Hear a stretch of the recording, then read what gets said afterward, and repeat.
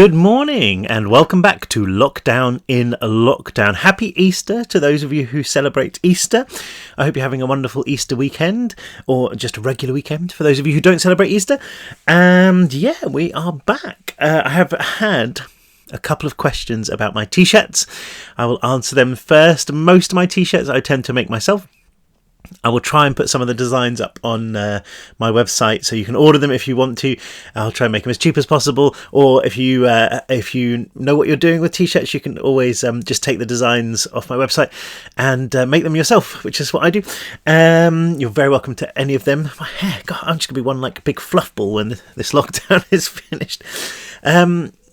Stay out of my face. I have got a couple of fan-made t-shirts as well, which I will wear at some point during the process of this one.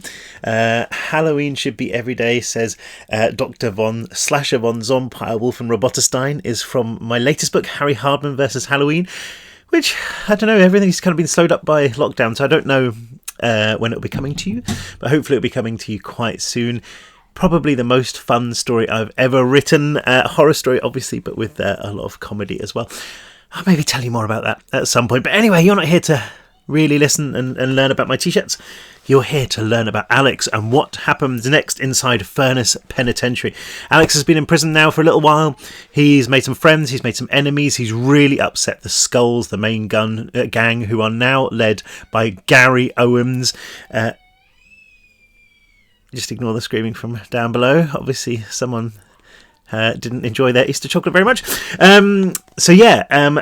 He's really upset Gary. Gary has promised him that he's a marked man, which means that something terrible is going to happen to him at some point. But Alex has also had a bit of a revelation. He realised that the sound he heard inside room 2 was possibly an underground river. So, here we go. That's Avalon, my oldest daughter, who is quite spectacular at tantrums. Yes. So anyway, I will begin. Just pretend those screams are the terrible things happening inside Furnace Penitentiary. So, chapter who knows what? The Return.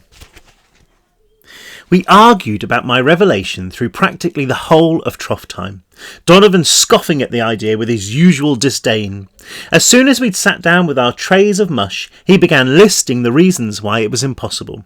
They didn't just pick a spot in the gorge and plonk the prison down inside it, he ranted between and often during mouthfuls. I mean, think about it. They must have done 100 checks first, 1,000,000. Rock samples, scans of the tunnels, analysis of the caves already here, probably even psychological tests on the bugs that live underground. They'd have seen a river if there was one. I poked my plastic food with my plastic fork and mulled over what he was saying. And if the cave-in had breached the river, then surely we'd all be floating by now, he went on.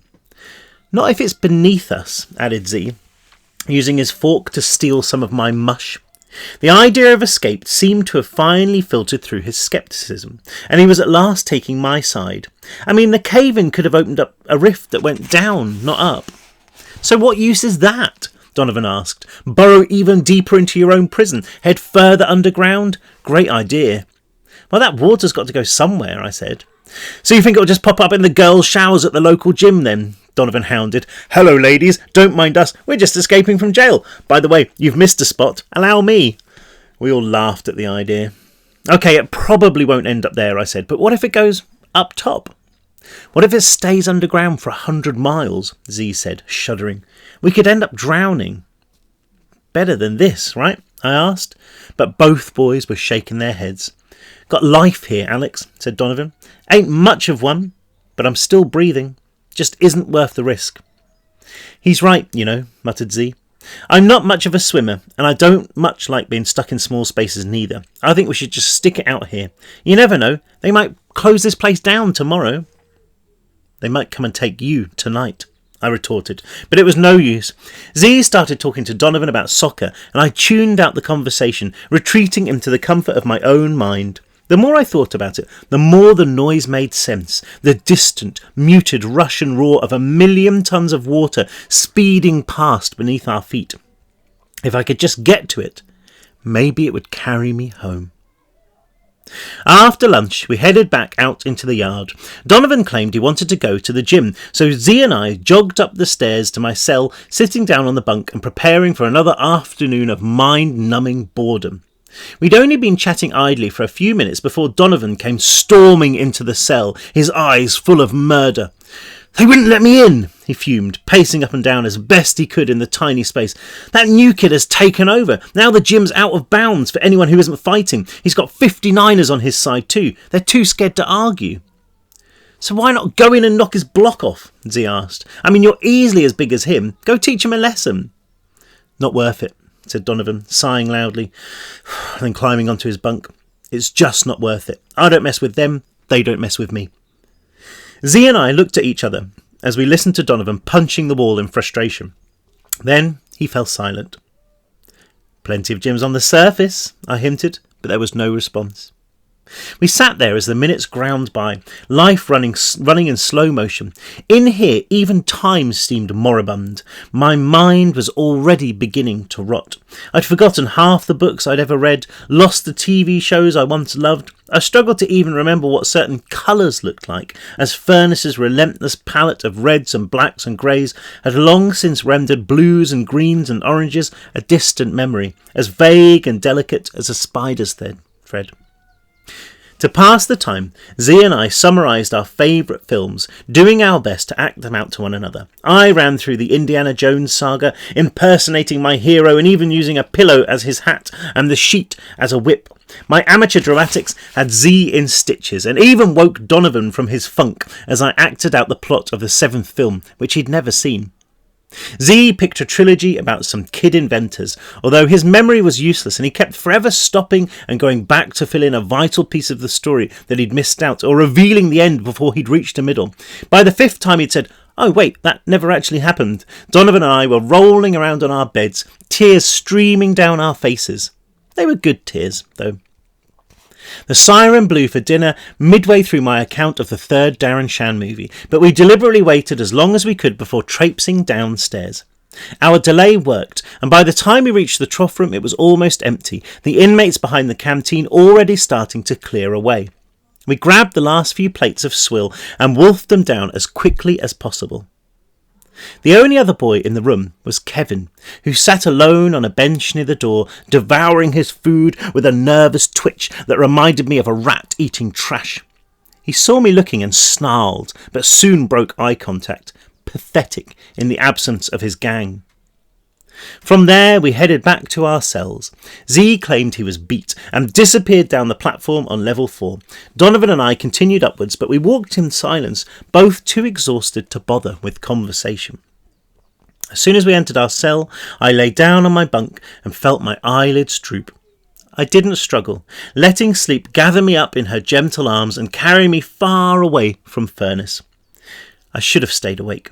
I had no idea that she was about to betray me, that she would carry me to the most horrific thing I'd witnessed since I descended to the bottom of the world.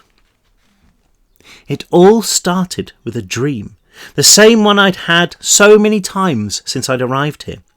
I was trapped inside a glass prison, one that looked out over my old home. Each night I had the dream, the house looked different, less solid. It was like a little piece here and there had been erased from existence. Forgotten.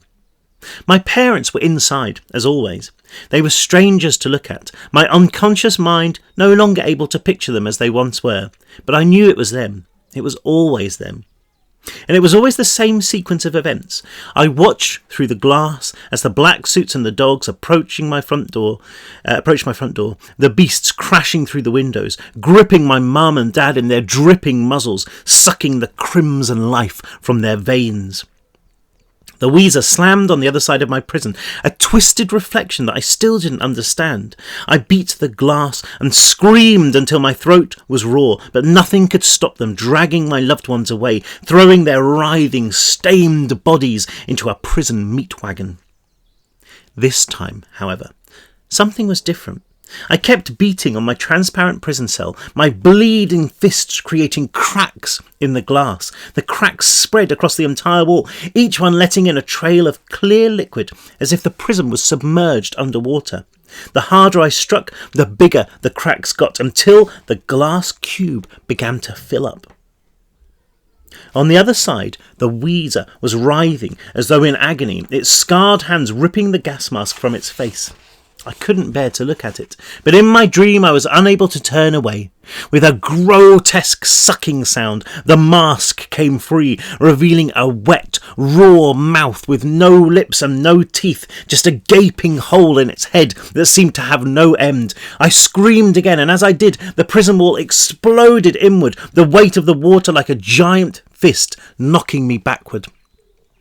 A siren broke out, different from any I had heard so far, endless bleats that sounded more like a car alarm.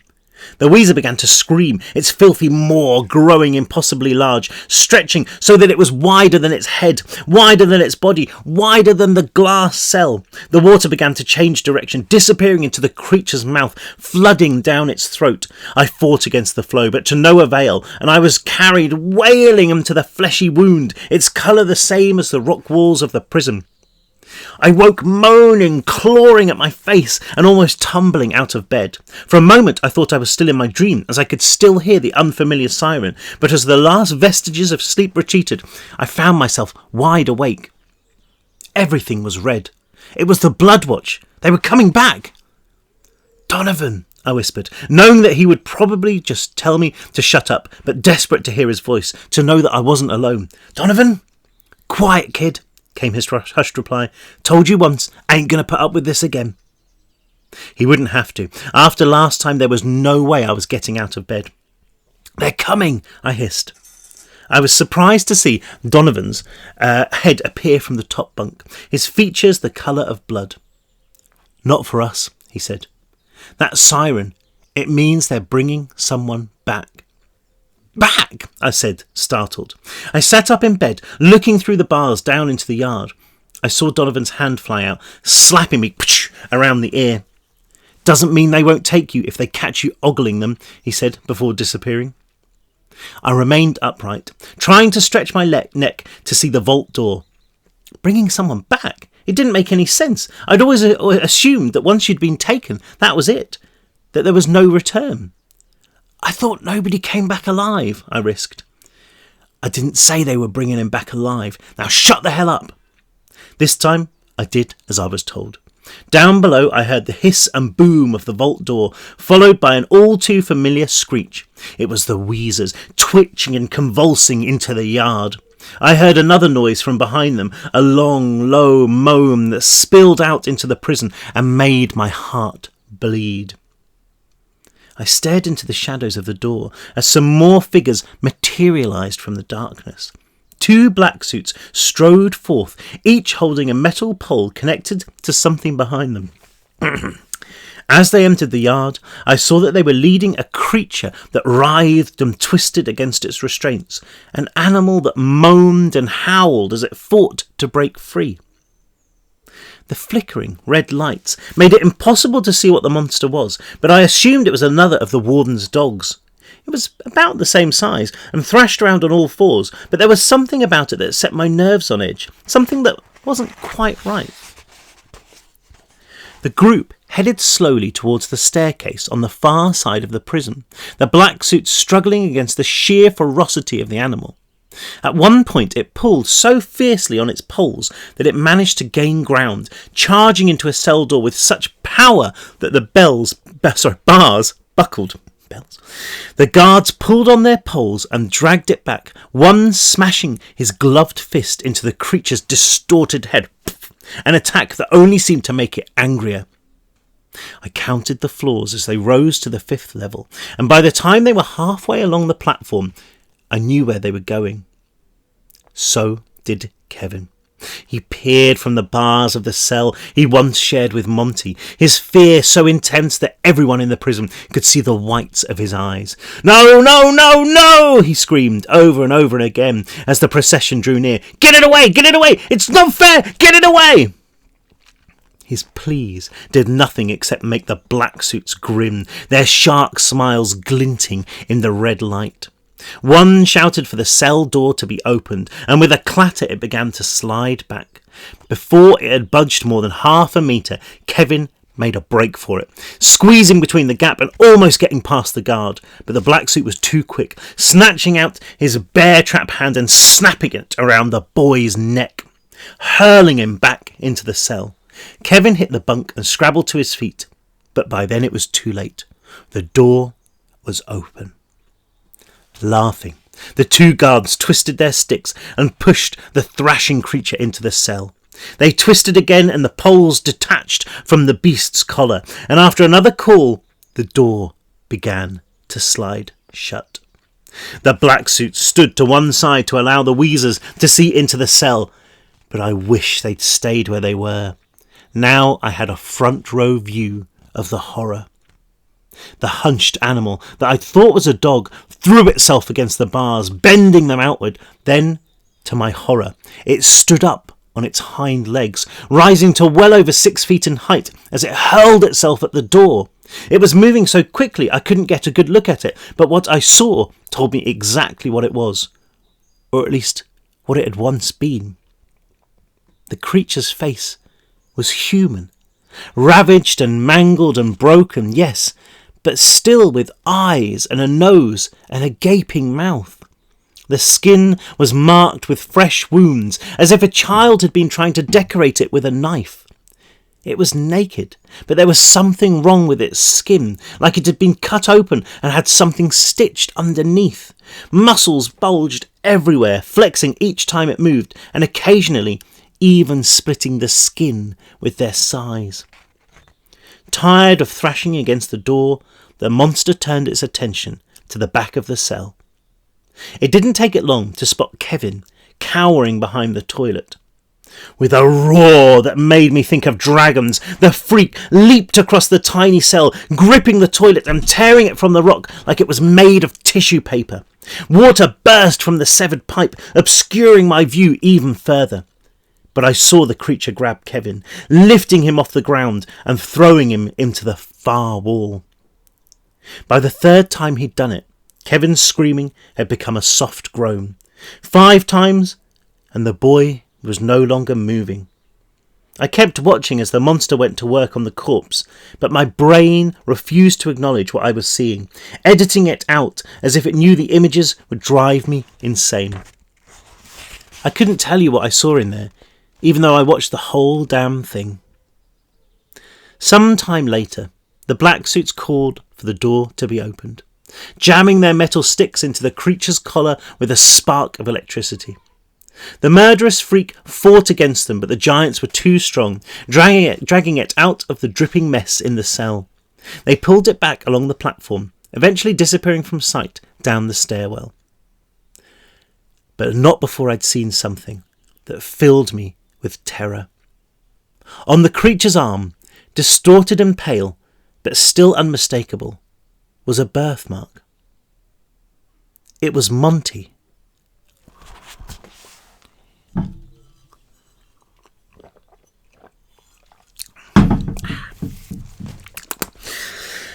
A distraction.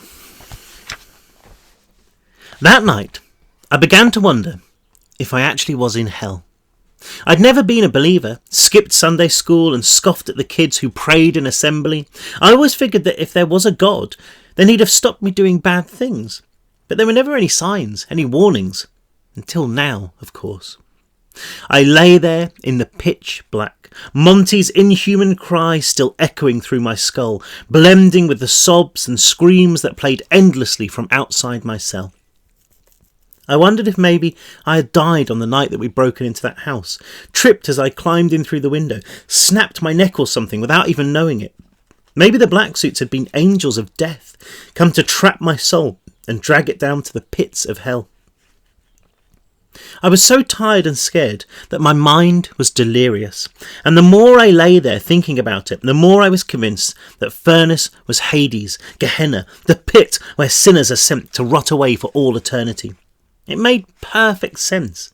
The warden and his devil eyes, the black suits with their superhuman strength, the wheezers that looked like the tortured ghosts of Nazi stormtroopers, and the way that poor Monty had been scoured of everything recognisable, forced to become a demon that thrashed and ripped and killed.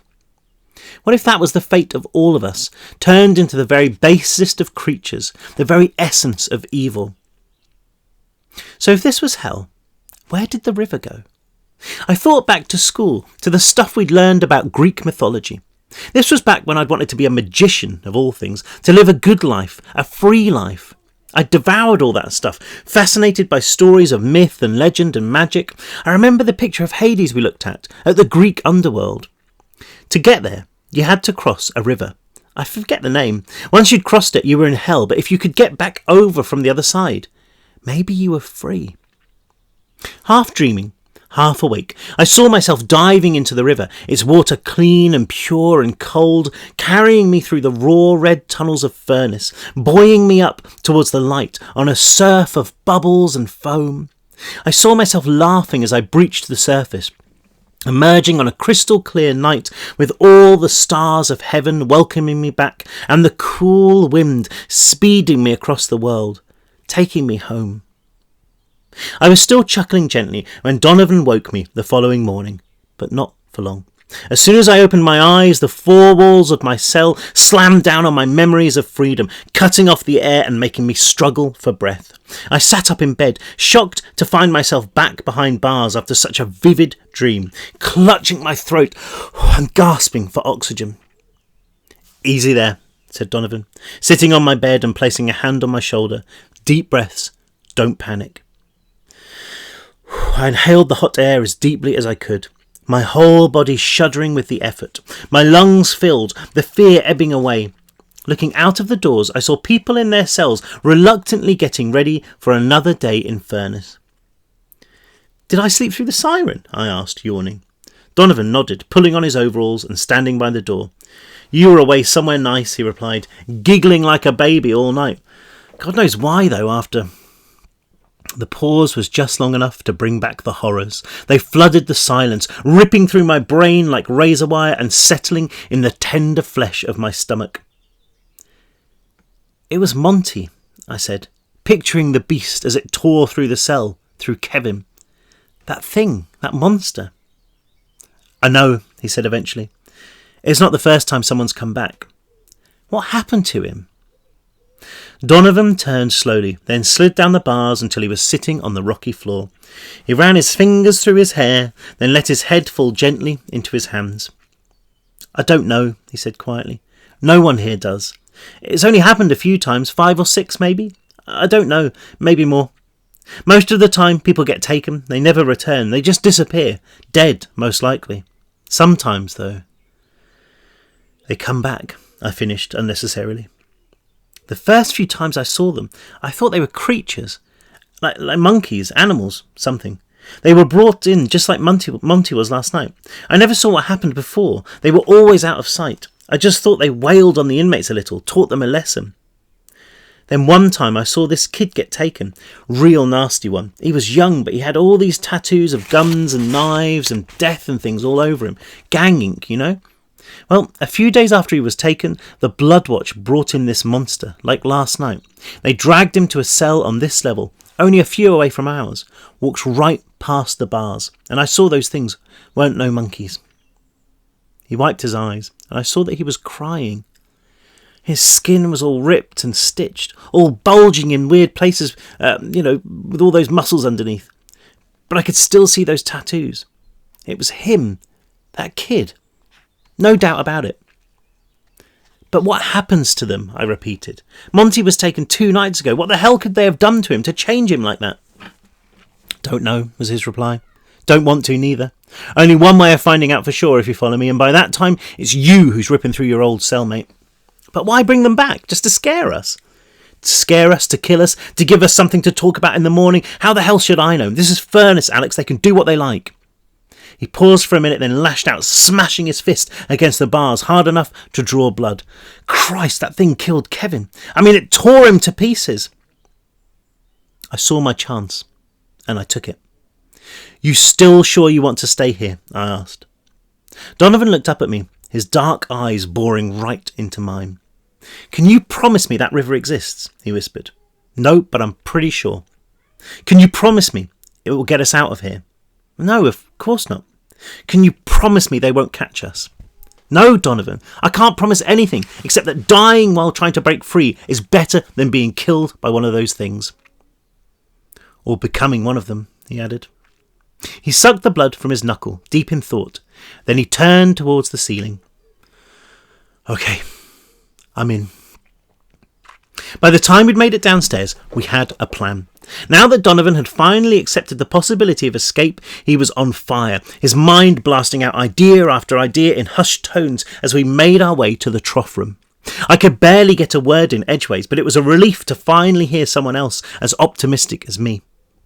Z met us at our table and we hunched together over our plates of mush, doing our best not to look too much like co-conspirators.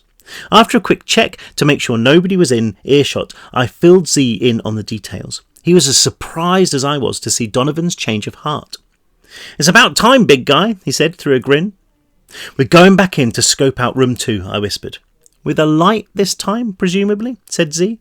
Yeah, I'll keep my helmet on, I replied. I may be an idiot, but I do learn from my mistakes. What about the guard? Z asked. I mean, he nearly caught you before.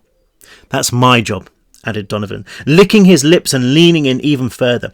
I'll distract him. Won't give you long, but should be enough to work out what's in there. Distract him how? Said Z.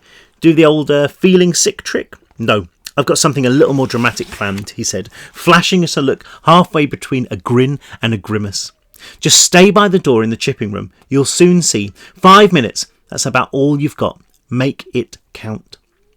We will, I said. Z nodded. Then his brow suddenly creased. Hang on, we? He asked, looking frantically between Donovan and me.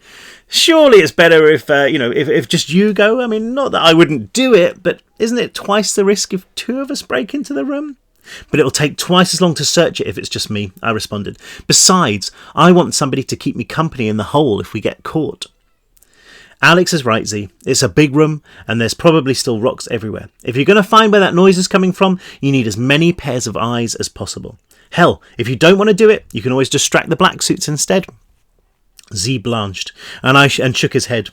Right, I said, pushing my untouched breakfast across the table and cracking my fingers. Let's do it. Fortunately, Donovan and I had been assigned to chipping duty that morning. Z was scheduled for the laundry, but Donovan told him to ignore the duty roster. People don't always stick to their jobs, he explained. The guards make sure everyone on the list for chipping is there, but they don't check to see if there's an extra body in the halls. They figure no one would be stupid enough to do this if they didn't want to, Didn't have to, We followed the usual routine, selecting our equipment and marching like drones into room 3. Z and I stayed as close to the entrance as possible, but Donovan made his way towards a group of skulls who'd already started hacking at the wall. I wondered what the hell he was doing, and prayed it wouldn't be anything too dangerous. He turned and winked at me, then nodded towards the ceiling prop that was wedged between him and the skulls. Oh no, I said. He wouldn't. He did. With a swing of his pickaxe, he smashed the wooden prop into pieces. The skulls all leaped back, yelling at Donovan to stop as a curtain of dust and rubble fell down from the unsupported ceiling. He swung his pick again, sweeping it upwards and letting go of the handle. It struck the ceiling where the prop had been, dislodging a massive chunk of rock that crashed to the floor, narrowly missing the nearest skull. By now, everybody was watching with terror in their eyes, including me. Donovan reached down and picked up a melon-sized piece of rock. Then he lobbed it towards the skull, who'd almost been flattened. It struck him square in the nose, and he crumpled earthwards. "Cave in!" Donovan yelled at the top of his voice. "Man down!" The call worked. The black suit ran into the chamber so quickly he was almost a blur. He dashed across to where the skull was lying, leaning over him and watching the blood drip from his nose. The boy was out cold, and none of his friends seemed able to pluck up the courage to speak. Donovan looked at me from the other side of the hall and mouthed something. Make it count. Time to go, I said, running for the door. I didn't wait to see if Z was following me. I just flung my pickaxe onto the equipment room floor and dashed to the wooden boards sealing off room 2. The bottom board was still unfastened, the missing bolt obviously unnoticed. Pulling it out as far as I could, I hissed for Z to get inside. With a quiet curse he did, squeezing his body through the gap. Once clear, he used his foot to keep the board away from the wall while I clambered in. "Piece of cake," he said, his voice shaking. The hard part was over, and I breathed a sigh of relief, staring into the mouth of the abyss that had so terrified me yesterday. We stumbled forward a few paces, keeping our lights off until the equipment room was out of sight. Halfway along the tunnel, we heard movement behind us and ducked down. Through the gaps between the boards, we saw the black suit dragging the unconscious skull towards the yard and waited for him to finish before pressing on. "Man, I hear it," said Z as we reached the end of the tunnel. It was pitch black ahead, but the faint roar filled the darkness. Once again I panicked, thinking that the sound was a growl from the warden's dogs or the wheeze of a gas mask. But when I flicked on my helmet lamp, the only thing it illuminated was rock. "Jesus, look at this place," Z whispered, switching on his light. The twin beams did practically nothing to combat the dense blackness of the room, the pale tendrils of light reaching no more than a few metres before surrendering to the shadows. 5 minutes, I said. "That's all we've got." "Well, as far as I can tell, it's coming from that direction," Z said, turning his helmet and pointing a trail of light towards the back left-hand side of the cavern. The roar seemed to come from everywhere, but I took Z's word for it. My hearing never was my strong point. We made our way across the cavern, forced to scale the massive boulders that littered the floor. Every now and again, I'd see a shard of white or a suspicious stain on the floor, but fortunately, the bodies of the kids who died here had been removed. Once again, I wondered if their souls still remained, but I quickly put the thought out of my head. I wasn't sure how many minutes it took us to cross the hall. Too many, I knew that much. More than once we had to double back after reaching a blockage or duck under a treacherous archway formed by unstable blocks of stone. But with each step we took, the roar got louder and more distinct, the sound becoming less like a growl, more like the thunder of a waterfall. The closer we got, the fresher the air became. I could have sworn that there was even a fine mist suspended in the cavern, one that clung to our skin and gave us the strength to proceed. And then, like finding an oasis in the desert, we rounded a truck-sized mound of stone and saw it. Our way out. It was a crack in the floor of the cavern, one that stretched over 20 paces from the far wall to our feet. There was nothing but darkness through the rift, but we didn't need to see. Where we were standing, we could practically feel the river that raged beneath us, the torrent that would set us free. "We were right," I shouted at Z, no longer caring about the noise. "I don't believe it, there's a way out." But he didn't share my enthusiasm. "Are you seeing something I don't?" he muttered. "I mean, did you happen to bring a crate of dynamite with you?" I looked back at the cracked rock and frowned. Then, feeling like someone had just punched me in the gut, I saw what he meant. The rift in the floor may have split the cavern wide open lengthways, but the solid stone had only parted a few centimetres. Our way out was no wider than a fist.